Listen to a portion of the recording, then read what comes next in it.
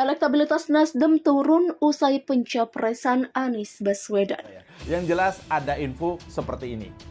Lembaga Center for Political Communication Studies atau CPCS disingkatnya melakukan yang namanya hasil survei yang mengungkapkan bahwa elektabilitas Partai Nasdem menurun, anjlok akibat mendukung Gubernur DKI Jakarta Anies Baswedan.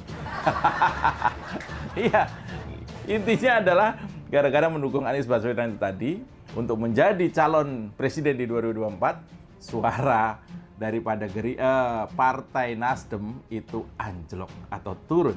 Tahun ini, Nasdem malah mengusung Bapak Politik Identitas Indonesia yang sudah terbukti menghalalkan segala cara untuk menang. Demi Nasdem bisa mendapatkan kotel efek tadi.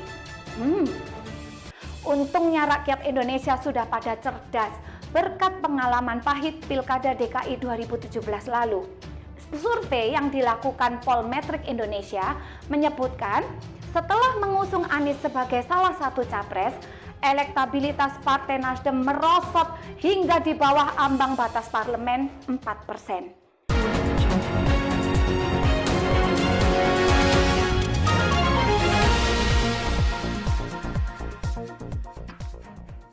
Lembaga Survei Lingkaran Suara Publik atau LSP merilis survei elektabilitas partai di Pilpres 2024. Hasilnya elektabilitas Nasdem turun usai deklarasi pencapresan Anies Baswedan.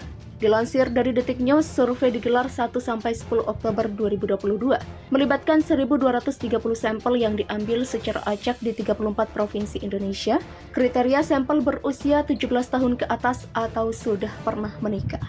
Teknik pengumpulan data wawancara langsung dengan bantuan kuesioner, survei memiliki margin of error kurang lebih 2,8% dengan tingkat kepercayaan 95%.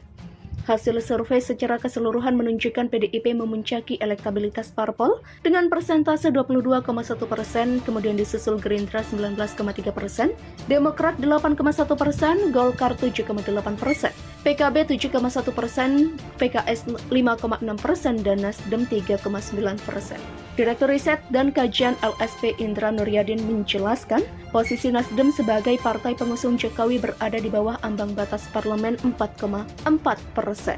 Indra menyebut elektabilitas Nasdem tidak berubah meski sudah mendeklarasikan Anies Baswedan sebagai capres di Pilpres 2024.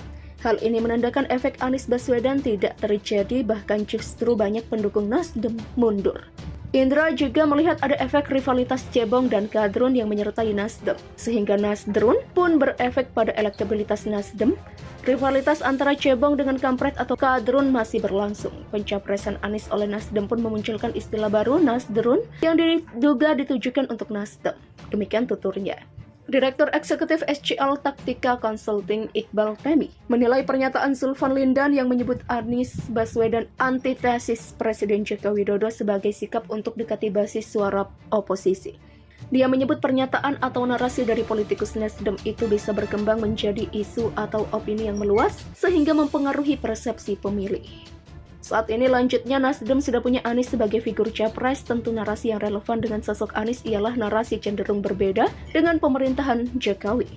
Dia menegaskan itu berkaitan dengan menarik basis suara kelompok mendukung Anies agar menjadi pemilih Nasdem di pemilu 2024. Iqbal juga menyebutkan dalam konteks kepentingan politik 2024, Nasdem tentu berharap efek ekor jas dari pencapresan Anies, yakni elektabilitas Anies yang tinggi seperti diharapkan bisa mendongkrak secara signifikan perolehan suara Nasdem di pemilu 2024. Namun Iqbal menyebutkan dengan menarasikan Anies antitesis Jokowi, Nasdem terkesan kurang etis lantaran hal itu disampaikan dalam situasi masih menjadi bagian koalisi pemerintahan Presiden Jokowi.